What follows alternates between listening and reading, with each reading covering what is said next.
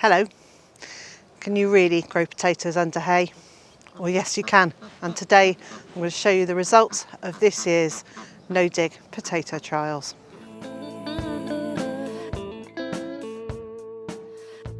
So back in March I sowed these potatoes by just laying the potatoes straight onto the ground and covering them with hay and with duck bedding. And there are two varieties of potatoes.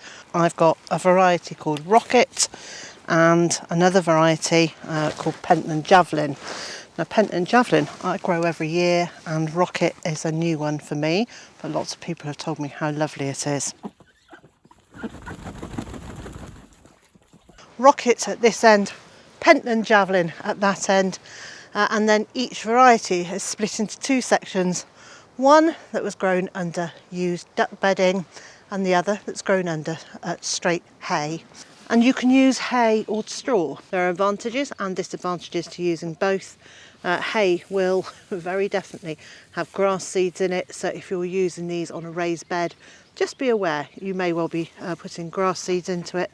But likewise, straw will have some seeds in it, and for both of them you need to make sure, if you can, that you've got organic hay or straw.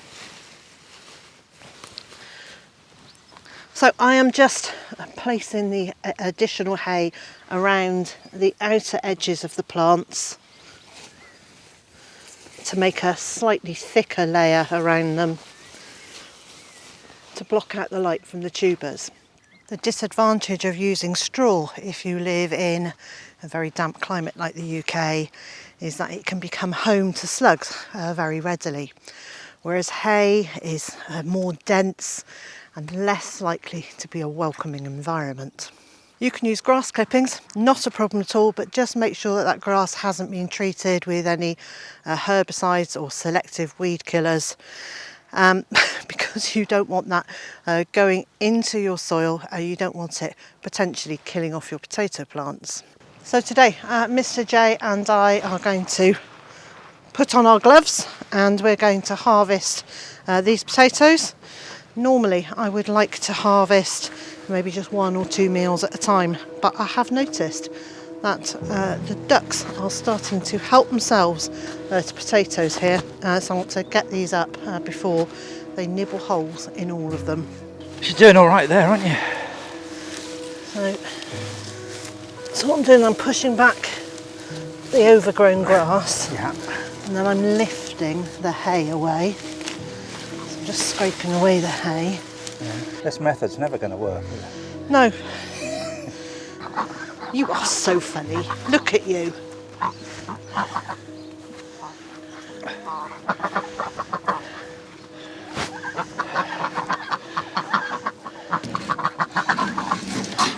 It's probably one of the few really satisfying things to harvest, isn't it?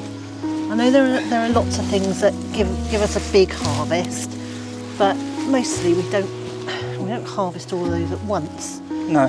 We don't usually harvest potatoes all at once, but this is exciting. Yeah. So I think the lesson for next time is maybe to put some weed suppressing membrane around the potatoes. Possibly, so that we don't get so much long grass. Yeah. But this long grass has been doing the job that the hay would be doing when I'm hilling it up. I haven't done much hilling of these. Right.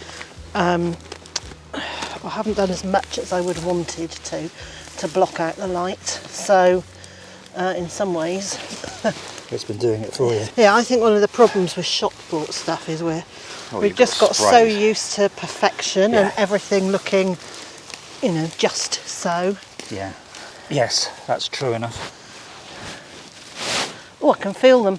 I was going to say, it's why the shops now do these things where people buy wonky veg, but they're actually selling as a selling point to try and make people more appreciative of the fact that they're absolutely as good as. Yeah.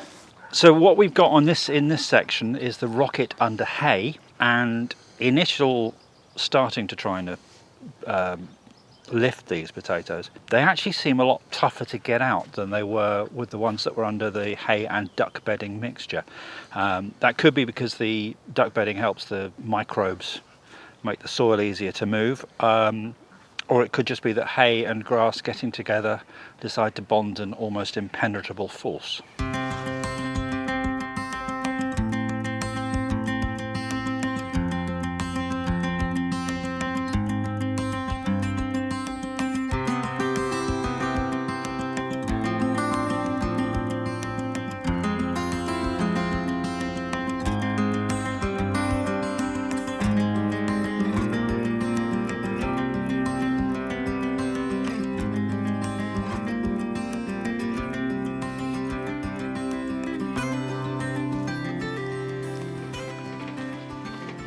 So, not a bad crop. I think we can put that down as being fairly successful.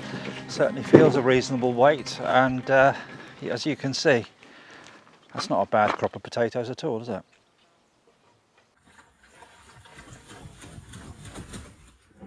So what we observed from our harvest is that the potatoes growing under the duck bedding actually did much better than those that went on to what was really very poor ground. To have such a huge discrepancy or difference in the volume of the harvest between the two sets of circumstances, we found quite shocking. The soil underneath the just the hay was still incredibly clayey, and the potatoes were actually really hard to get out, and we resorted to using a trowel to lift them out. Whereas underneath the duck bedding, which was hay and pine shavings and chopped rapeseed straw, that had all the smaller particles had gone down onto the clay and created a much nicer working environment, for want of a better phrase, and had started improving the soil already just in the few months that had been there.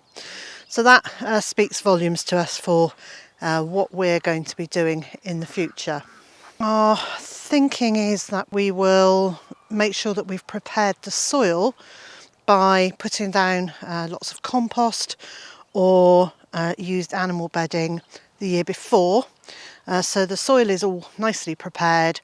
Then the potatoes will go onto that, and we can cover that with hay or with grass clippings.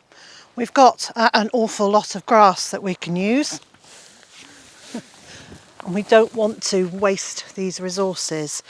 So we're going to prepare a strip, put down some cardboard, pile on used duck bedding and grass and compost, and have an area that is prepared.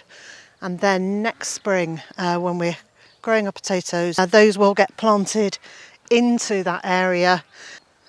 The harvest that we've got from our few seed potatoes planted under hay and under duck bedding is completely adequate for the two of us for most of this year.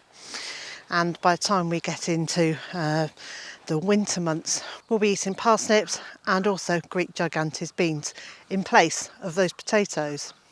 And so the good news for us is that between the potato harvest and the beans that are growing up these poles here, there should be plenty of that warm, carby food for us during the autumn and winter. And so, wherever you are in the world and whatever you've got planned for today, I hope it's a good one, and I also hope you'll join me again next time.